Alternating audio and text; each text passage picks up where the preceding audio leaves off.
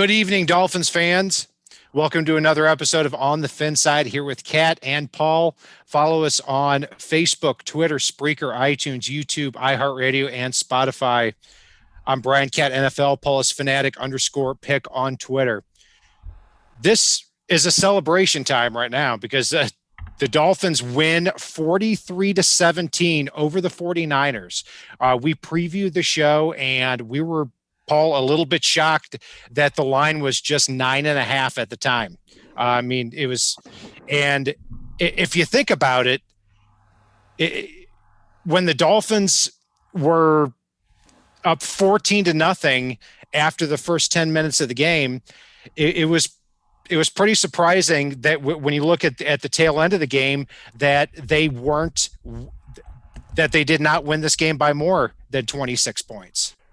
Yeah, and I think the best phrase to capture that was number 78 is reporting as eligible. It's the entirety of the second half, it felt like. They were checking in an extra offensive lineman and just running the ball, running the clock. Well, and I won't even say the entirety. I mean, they still maintained aggression, but in reality, this would have been a lot further run up of the score if the Dolphins so chose. They were able to almost exert their will on these guys, and short of two very questionable penalties that seemed to keep drives alive for San Francisco on third down against Nick Needham and God, there's so much fun today. I believe it was Grugier Hill. On the drive alive on and a BS penalty too. Yeah, and another drive was kept alive by another penalty that resulted in a San Francisco score. So in reality, this game was nowhere near as close as the massive margin of victory. And we talked a couple of weeks ago when the Dolphins took down the Jaguars 31-13. It was the first Dolphins double-digit win since the 2017 season. And this one was far beyond that. And it was a game where the Dolphins were underdogs by 9.5 points. It was an incredible victory here. And I think the question on everybody's mind here, Paul, and I've got my own opinion on this, is now here we are a week later, or actually only a few days removed, and we're talking about Ryan Fitzpatrick, 22 for 28, 350 yards, 3 touchdowns, an almost perfect quarterback rating. And, people were wanting to replace him a few days ago. Where are you on that now? Compared to a couple of days ago? Honestly, based on this, and I know we're going to get to this, the massive schedule retooling today that I should have a criminology board up behind me tracing with lines and things like that. It's this season could end at any point in time. And because of that fact, because of the early draft pick that Miami will have from the Texans, because they may have 2 top 10 picks, I'm in one of two camps. I would have loved to see Tua come in towards the end of today's game when the game was completely out of reach and just see what the hell he can do. No one would have faulted the Dolphins for throwing the ball around with Tua in the fourth quarter, just seeing what's there. I want to see what's there some way, somehow. If that's Fitzpatrick remains the starter, Tua starts taking some cleanup time, fine. But we need to see what is there, given the fact that Miami will have another high draft pick next year.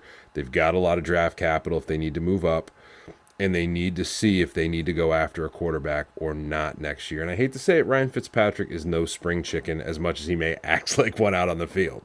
So really, you got to see what you've got here somehow, some way. Yeah, they definitely do. And that's what kind of throws a monkey wrench into this, that Fitzpatrick had one of the best quarterback performances of the year, going 22 for 28 for 350 yards.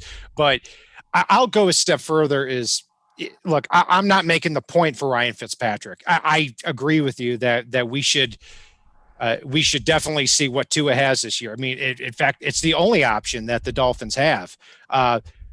Really, when you looked at what the Dolphins did on offense today. Devontae Parker and Preston Williams, to me, they picked on a depleted secondary and specifically number 48, Brian Allen, for the 49ers. They did, but I will say too, Devontae Parker outgained anybody on the 49ers side of the ball today. And he was our third leading receiver behind Preston Williams and behind Mike Gesicki. Myles Gaskin ran the ball well, and Matt Breida did too. I mean, we can say what we want about the 49ers secondary, but that wasn't the only thing that beat the 49ers today. It's Miami moved the ball at will, not just against Brian Allen, but against the entirety of that 49ers defense, and really kept them at bay. So I can't fault Brian Allen. Miami still would have won. It just would have been closer. Yeah. And another starter that was on the field today was Robert Hunt, a player we've talked about, starting at right tackle. We didn't even expect him to play in this game, but he did. Jesse Davis moves to left tackle. Solomon Kinley's at right guard. We know Austin Jackson can play at least at a serviceable level at the left tackle spot. I got to tell you, I didn't hear Robert Hunt's name called today, and I think that's a good thing. No, and he looks scrappy as hell at times too, which I loved. It's really, I know that the 49ers are missing a D end or two. I know this fact, but they still have some serviceable D ends. And yeah, Kerry Hyder got a sack today. We all expected that. He's been on fire this year.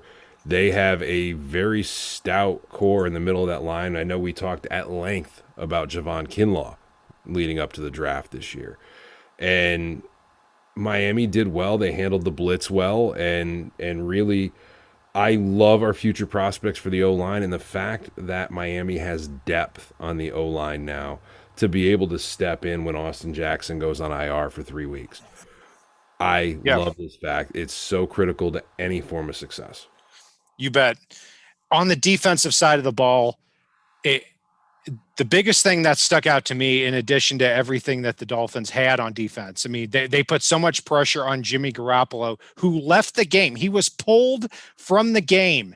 The NFC leading quarter, the winner of the NFC last year, the San Francisco 49ers, pulled their quarterback in this game at halftime, not because he was hurt, but because he was playing so poorly. And he replaced him with C.J. Beathard, not a younger quarterback, C.J. Beathard in this game. To me, that showed in this game what happens when you've got Byron Jones and Xavier Howard at the cornerback spot, when you can lock down the boundaries of the 49ers offense and funnel everything to the middle, and the Dolphins did that here today. Yeah, I'll take that a step further, though, too. It's, for one, it's our secondary played lights out. But one of the things that we've talked about at length on this show, we've heard from other folks about, and really a huge aspect is the symbiotic relationship between your pass rush and your secondary. And in this game, Miami finally got creative up front as far as rushing the passer. And it worked. I mean, it looked like they were bringing the house, and they were really only rushing 4, maybe 5 guys on a lot of plays. It's just you didn't know where they were coming from. They confused the blocking scheme of the 49ers, and they put pressure on. Jerome Baker, I love watching him blitz. Grugier Hill, I love watching him blitz. Zach Sealer is continuing with his body that's shaped like Sully from Monsters, Inc., to terrorize opposing offenses. And I can't say enough good things about what we saw from our D-line today, from our linebacking core, from our secondary, from our defense as a whole, except Jamal Wiltz still. But, you know, regardless, I'll still not nitpick that a little bit. His name is Jamal Perry. I don't care. Yeah, I agree with you. As far as the front, Andrew Van Ginkel had a great game. Zach Sealer had a great game. Christian Wilkins, based on what I saw, at least did better this game. Mm-hmm. And Hatchow did well. Gotcha. I've got to look at the film a little bit on him as far as the run defense. But what I liked overall is that when the Dolphins were blitzing, they were blitzing because they were confident that the secondary could hold up. And that's what they paid these players to do. They paid Xavier Howard, they paid Byron Jones a lot of money to be able to hold their own on the outside. And when you look at the bad defensive back play around the league, you look at the pass interference penalties, it's not good. So I'm glad that the Dolphins are building their defense from the secondary inside. And Emmanuel Ogbah had a phenomenal game too. Yeah, he did. I really have been impressed with his development. I was very surprised with Lawson on the actually. Kat, let's talk about the inactives real quick. A few surprises in there today, given the fact that Lawson was out hurt, given the fact that Jordan Howard was now inactive. Finally, as I don't think anybody be disappointed with. Yeah. But also that Strobridge was still on there was kind of a surprise for me. Not surprise, I won't say, but a disappointment.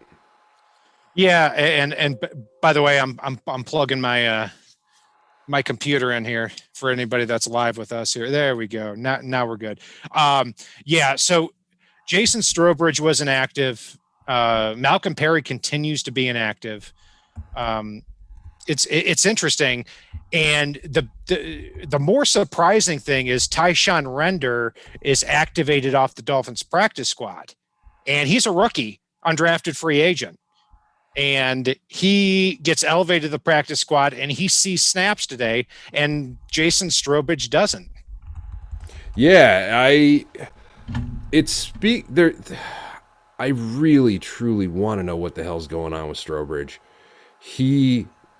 They obviously think he's worth it keeping him on the roster, but there is something funky, screwy, whatever expletive laced word you want to use going on with him. Because I think this would have been a game that he would have really feasted with Lawson out, and we would have gotten to see a lot of the future in him. And hopefully, whatever's going on works itself out soon. Whether it's I don't even want to speculate. But hopefully we'll get to see what we've got in Strobridge soon, because I was excited about him in the draft. I was excited about him with what I heard and saw in the preseason, or not preseason, but you know what I mean. God, it's weird, different word. And to see him inactive, especially with Lawson out, is concerning, especially when they're elevating Render off the practice squad, who I do like.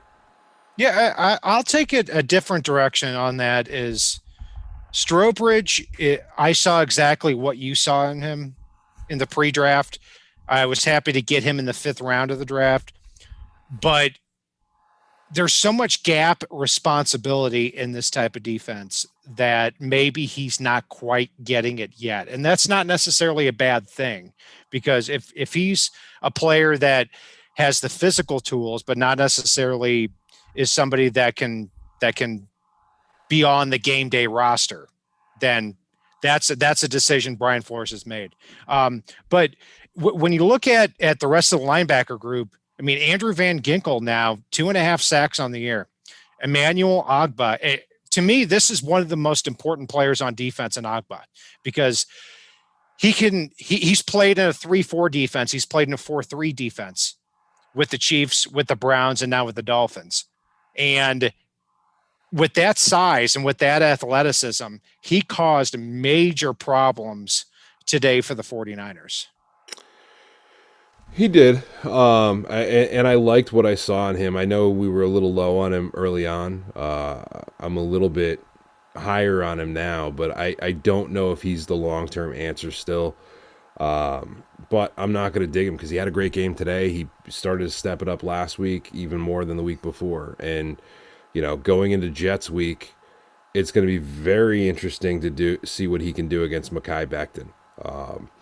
And we'll get to that, but I know we're gonna beat around on this victory train a little bit and stop being nitpicky with some of the other aspects. Yeah, that's for sure. I mean, this was a game, like you said, Paul, that the Dolphins could have won by. I think to quote you when we were texting back and forth, 60 points. I mean, to be quite honest, it was 30-7 at one point, and I was surprised it was only 30-7, and that's incredible for a game where the Dolphins were underdogs by 9.5 points. So an incredible performance there. What do you attribute overall the Dolphins win to here today? I attribute it, as much as I love the secondary, I really attribute it to play calling on both sides of the ball and the trenches. On the offensive side, the line was moving people off the ball. And on the defensive side, I can't recall a pass play where I didn't see the quarterback get hit in some form or fashion, or run for his life, or whichever quarterback, whether it was Beathard or Garoppolo. They beat down and battered the quarterback position today from that D line and from that front seven, really. Yeah. Offensively, the way I saw this game going down is Ryan Fitzpatrick, in addition to the numbers that he put up, there were pass interference calls against the Dolphins wide receivers too. And then defensively, the 49ers or the Dolphins targeted Brian Allen all day. And once they got in a lead with them or against the 49ers, it was pretty much game over from that point. They were able to clamp down on the defensive side of the ball with Byron Jones, with Xavier Howard, with Bobby McCain. Kudos to them. There are a lot of parts on this Dolphins defense that work well together. And you said it perfectly. There's a symbiotic relationship right now between pressuring the quarterback of the opposing team and the defensive backs clamping down on those wide receivers. So let's get to our grades here. At quarterback. Yep. Sorry. No, I was going to just point out really quick. I do want to give one little special shout out to Eric Rowe in this one. He was all over the field, made a game-saving play, and the way that he shut down George Kittle almost all game long was just amazing to me. Yeah, George Kittle only 3 catches for 44 yards. He had 15 catches for 183 yards last week. Absolutely. I mean, it was an incredible performance from the secondary. So let's get to the grades here, Paul, because we could go on gushing about the team all night after this performance. At quarterback, Ryan Fitzpatrick. How do you grade his performance? I'm gonna throw it to you first on that. He had a damn near. He had a career day today. This was absolutely a Fitzmagic day. And while I would have loved to see Tua late in the fourth quarter, Fitzpatrick could have thrown for over 500, 600 yards, really, if they continued to just chuck it up in the second half, and they didn't. So I can't give the man anything but an A+, and God, watching a fat man run is still fun to do. Yeah, I'm gonna go right there with you at the A+. I mean, 154.5 quarterback rating. What more can you say? At running back, Matt Breida gets his revenge on the 49ers, not necessarily as far as yards per carry. I mean, 9 carries, 28 yards, not a lot, but I thought he had one of the most important plays of the day here. The Dolphins were up 30-14, and Breida caught a 31-yard pass that put the Dolphins up 3 scores from that point, and then the 49ers never caught up from there. But, Myles Gaskin, 16 carries, 57 yards, Breida, 9 for 28. I thought they did a serviceable job. I can't downgrade them based on their physical skills, so I'm just going to go with a B for them. I'm going to go with a B+. It's a lot of those yards were tough yards because I don't think there was a single point in the game when you heard 78 has reported as eligible that they weren't running the ball. San Fran knew they were running the ball. We knew they were running the ball, and they still managed to get positive yardage on most of those plays. Add to that, they got involved in the receiving game a little bit. I can give them a B plus. They were a big part of running out that second half, and every yard was a tough yard against really a tough front seven against the run. Yeah. Wide receiver and tight end, Devontae Parker, Preston Williams, Mike Gesicki, they ran the show this on this one here. It's a straight up A plus for me too here. You know, Preston 4 for 106 and a touchdown, and he drew two big pass interference penalties too. Devontae Parker still coming back from that injury, 2 catches, 50 yards and a touchdown. But he had one of the biggest plays in the game too that put the Dolphins up 14-0, where it was a 3rd and I believe 15. And he also torched Brian Allen for the 49ers. So Mike Gesicki, a 70-yard play. You may live the rest of your life and not see a 70-yard play from a Dolphins tight end. And also Adam Shaheen gets a 3-yard touchdown, and Durham Smythe still has not caught a touchdown to this point yet. So A plus for me. Yeah, I'm going to go with an A plus as well. And it's the one caveat I will say is I almost dragged this grade down for one of my favorite players on the team that I really hope bounces back hard next week against the Jets. And that's Jakeem Grant. You've said a lot of the good. I'm going to go with the little bit of bad that almost took this off an A plus, and that is Jakeem Grant had a critical drop on 3rd down. We're not even going to get to his special teams miscue early on, but he also had one rush on an end around for negative 12 yards, and it should have been a negative play, but he made it worse. And I love Jakeem Grant. I hope like I said, I hope he rebounds next week. I do think there's a spot on this team because he has a very special set of skills, but he almost took this off the A-plus horse despite the fact that Preston Williams finally had that breakout game we've been waiting for, that Mike Gesicki was dominant, that Devontae Parker just abused Allen in the secondary and everyone else. And Isaiah Ford got involved, and Shaheen got his first touchdown, but again, it's Jakeem almost took us off that. Yeah, Isaiah Ford did not catch his first touchdown, which was my bold prediction of the game. Adam Shaheen is the one I should have said, but Isaiah Ford had a big 3rd down catch too on a 3rd and 11. I mean, Fitzpatrick does an incredible job of converting these 3rd downs. He just rocks back and throws the football. Yeah, bad game from Jakeem Grant, no doubt about it. Bad game on special teams, bad game at wide receiver. One of the only poor performances here for the day. Offensive line, Paul, I'm going to throw it back to you on that. I'm going to say something nice about, and this is my first point, Jesse Davis at left tackle. Something I never thought I would say, be okay with, but Jesse Davis did a very good job at left tackle today. I thought the offensive line was a huge part of this victory. Kept Fitzpatrick upright for most of the game. They allowed 2 sacks, which, whatever. And really, really played well, blocked well, and was a huge part of this victory. And seeing Robert Hunt get out there, seeing a little bit more of that future from this rookie draft class. If nothing else materializes from this draft class, Chris Greer hit it out of the park with Austin Jackson, Robert Hunt, and Solomon Kinley. And Kinley just continues to maul people. Yeah, Ted Karras had a rough day at times, but he had that phantom weird penalty that they called tripping at first, and it wasn't. And then they called clipping it at the end of it, and it wasn't. It is what it is. I can give these guys a solid A.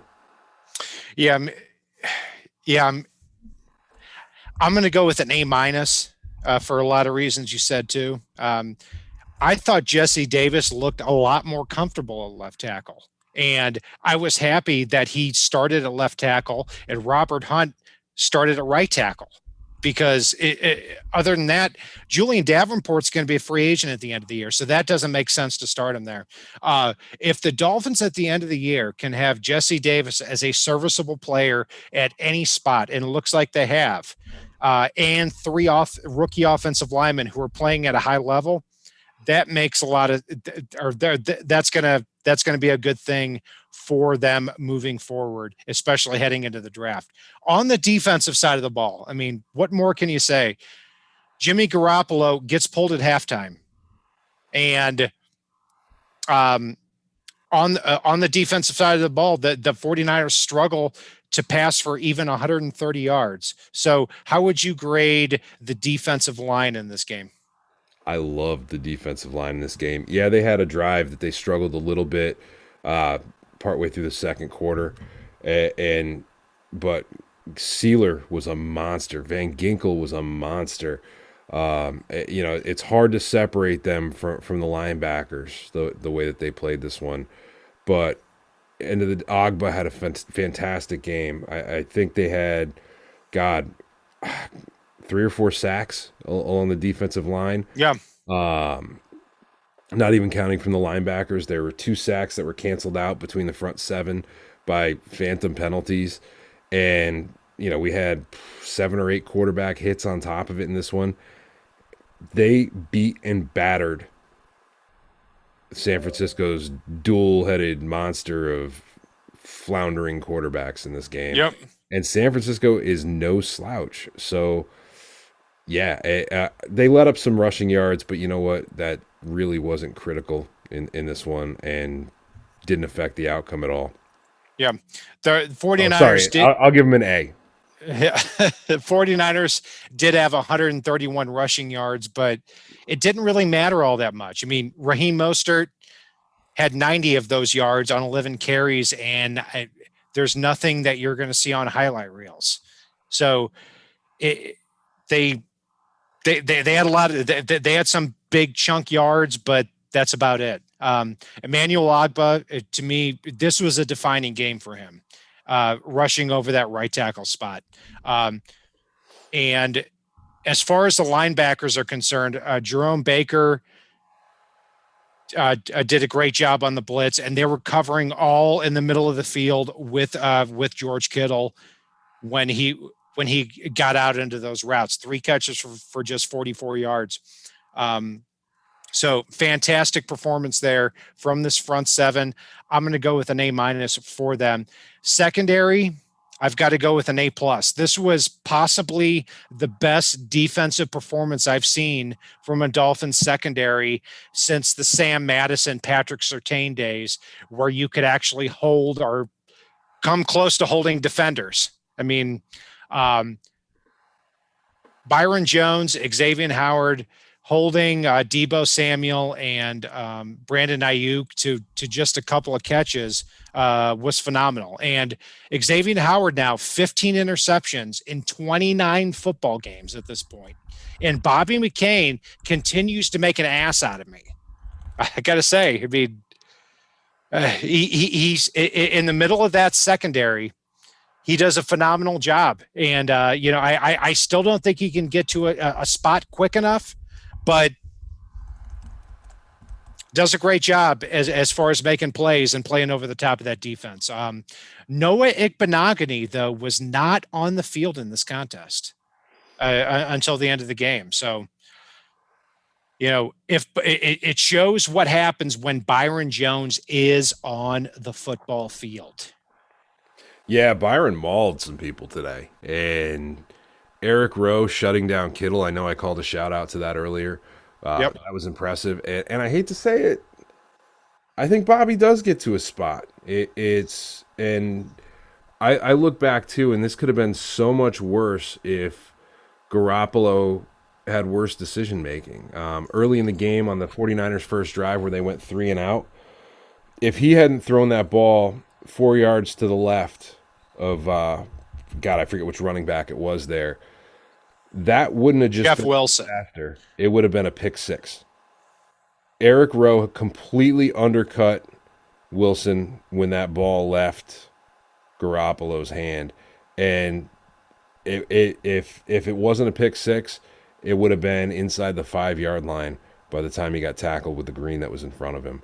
So it's you look at other plays, and the tight coverage they had prevented the throws and helped the D-line have a chance to just beat the living hell out of the quarterback. I'll give these guys an A+, even though Jamal, whatever, it was back there with them, and I know Needham got hit with some ticky tack. Yeah,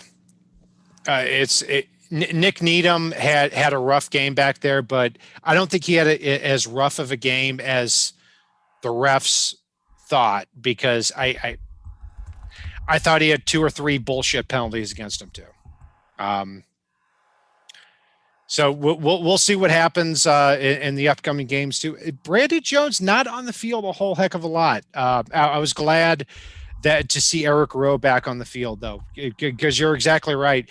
Rowe helped shadow George Kittle in this game, and it was a great situation there. So A+ is across the board here.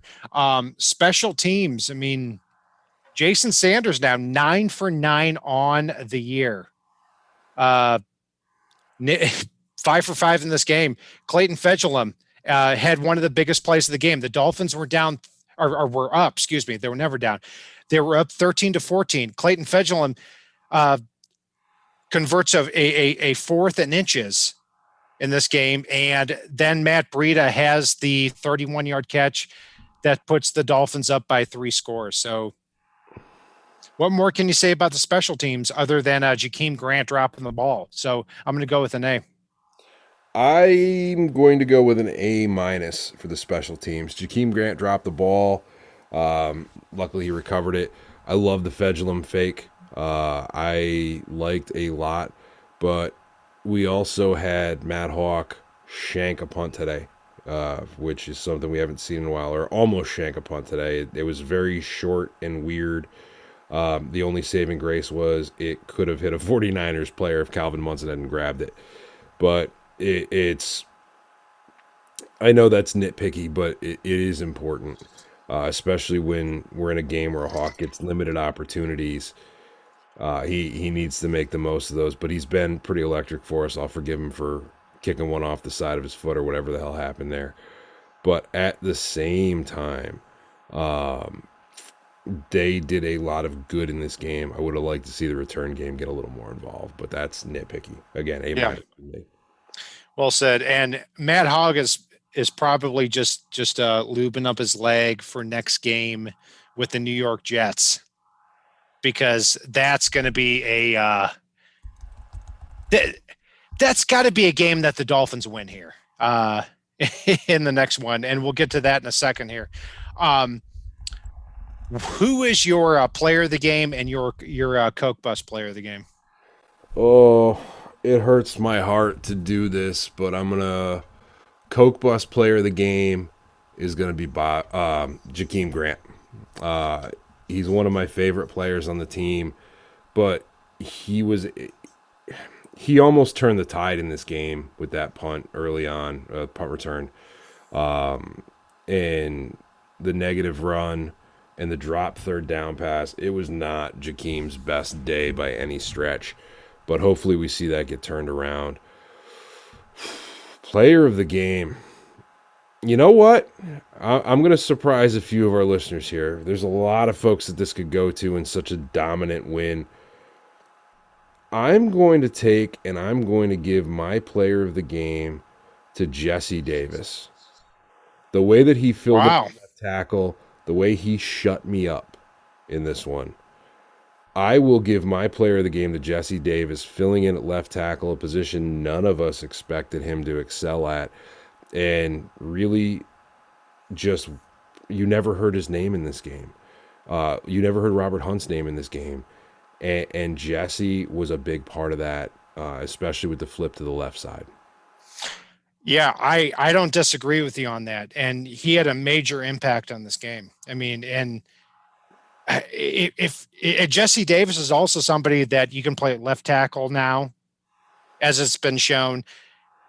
You can play right tackle, you can play right guard, and that's the reason the Dolphins paid him $4 million a year, which looks like a bargain right now. I'm going to take the layup with Ryan Fitzpatrick as the offensive player or as the player of the game. You know, I understand that he picked on some 49ers players, but still you can't disagree with the stats. 22 for 28, 350 yards, as big of a reason as you can think to as why the 49ers went down in this game. My Coke Bus player of the game, because you said Jakeem Grant, I'm going to go with Nick Needham. Barely, because it's hard to pick in this game, because I was going to take Jakeem Grant, but Nick Needham is the only other player that played poorly. So you might as well And he take him really in this game. didn't. That's the thing. He really didn't play poorly. Okay, so the Coke Bus player of the game is the refs that called him on it, and I'm gonna have to get back to everybody on the other players. Yeah, but I as of right now, I'm gonna go with Nick Needham. So Paul, as we go forward here into the next couple of weeks, I mean, the Dolphins, you got to think they're going to go 3-3 here against the Jets, and if they don't, then there's a problem if they don't win that football game. Yeah.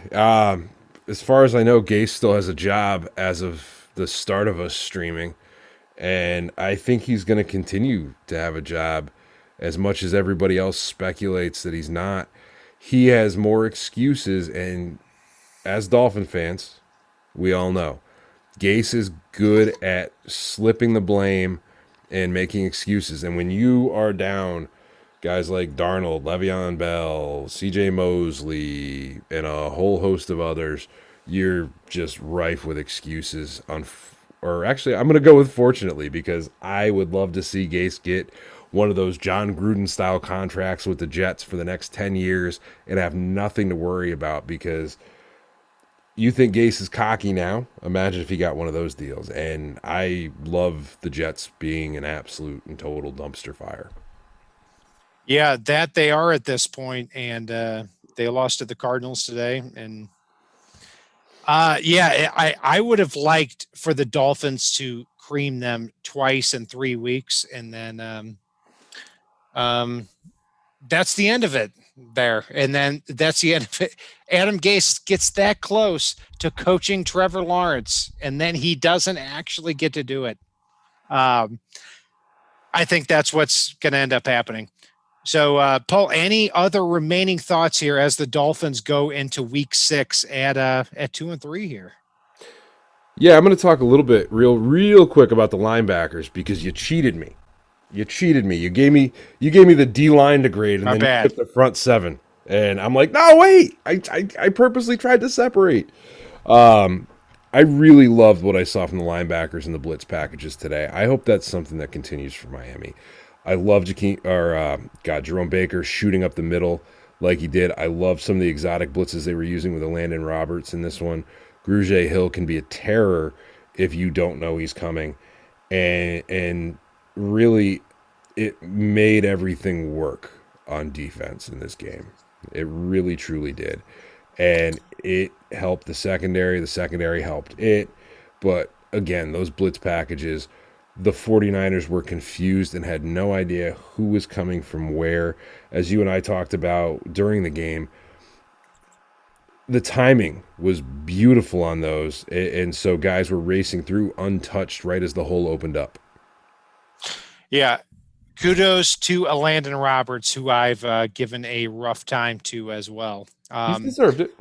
He has deserved it, and he played really well on that 4th and 1 stop when the Dolphins were only up 7-0. He had a major role in that play. Kudos to him.